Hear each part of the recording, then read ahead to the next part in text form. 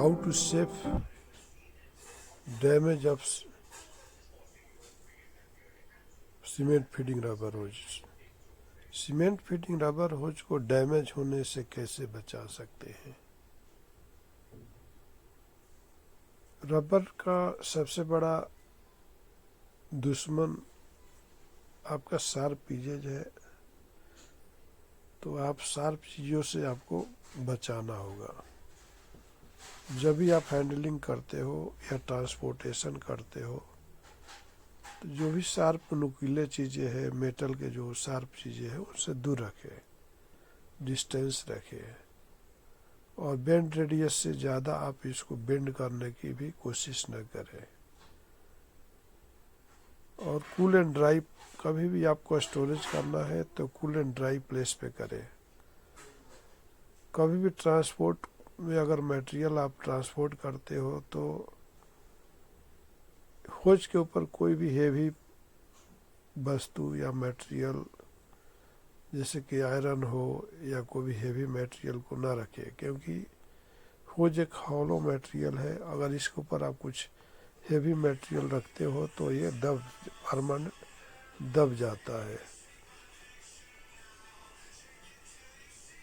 और कभी भी आप होज बनाने के टाइम में एमएस का जो आप वायर यूज करते हो उसमें रस्ट प्रूफ होना चाहिए, या गैल्वेनाइजिंग या स्टेनलेस स्टील का ही यूज करें।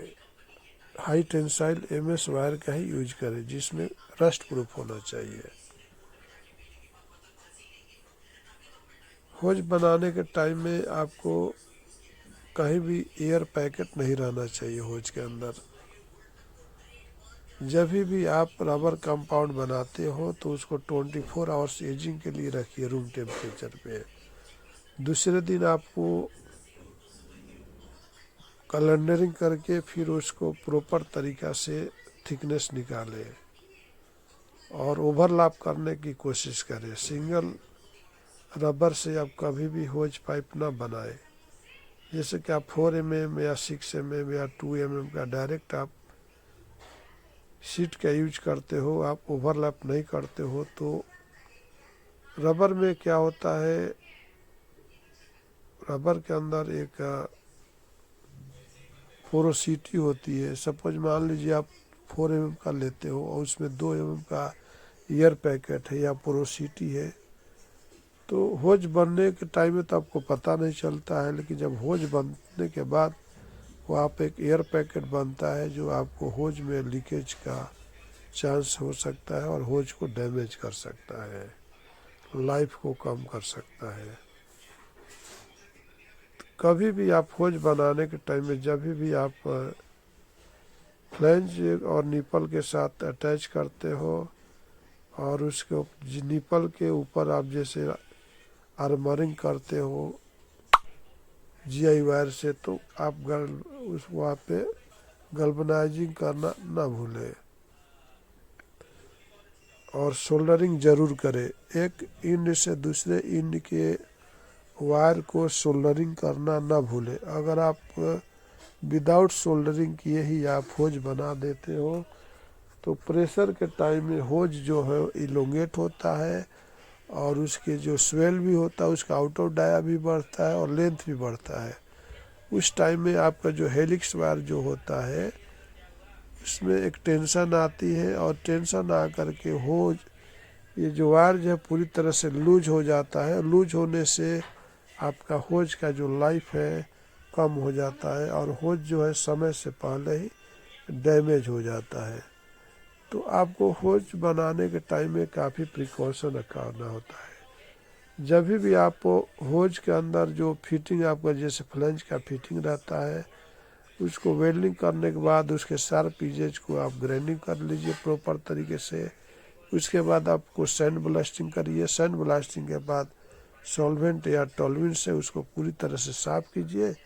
इसके बाद 205 प्राइमर केमलक एडहेसिव अप्लाई कीजिए। वो ड्राई होने के 30 मिनट्स के बाद फिर केमलक 220 आप अप्लाई कीजिए और ड्राई होने के बाद ही आप प्रोसेस में लीजिए ताकि बॉन्डिंग फ्लैंज और निपल के बीच में, रबर के बीच में काफ़ी अच्छी बॉन्डिंग हो। कभी भी आप रेनफोर्समेंट जब यूज करते हो, फैब्रिक रेनफोर्समेंट हो या टायर कॉर्ड रेनफोर्समेंट हो, तो उसको प्रॉपर तरीक़ा से बॉन्ड पेस्टिंग करें, कैलेंडरिंग करें। होज बनाने के टाइम में ईच एंड एवरी स्टेप पे आपको, जैसे फैब्रिक आप यूज करते हो तो सूखा हुआ नायलॉन टेप से एक बार रैपिंग करिए और फिर उसको अनरैपिंग करके, पिंचिंग करके एयर पैकेट को निकालने की कोशिश कीजिए। अगर होज के अंदर बाई चांस एयर पैकेट बन गया तो होज के लाइफ को कम कर सकता है और होज को डैमेज कर सकता है।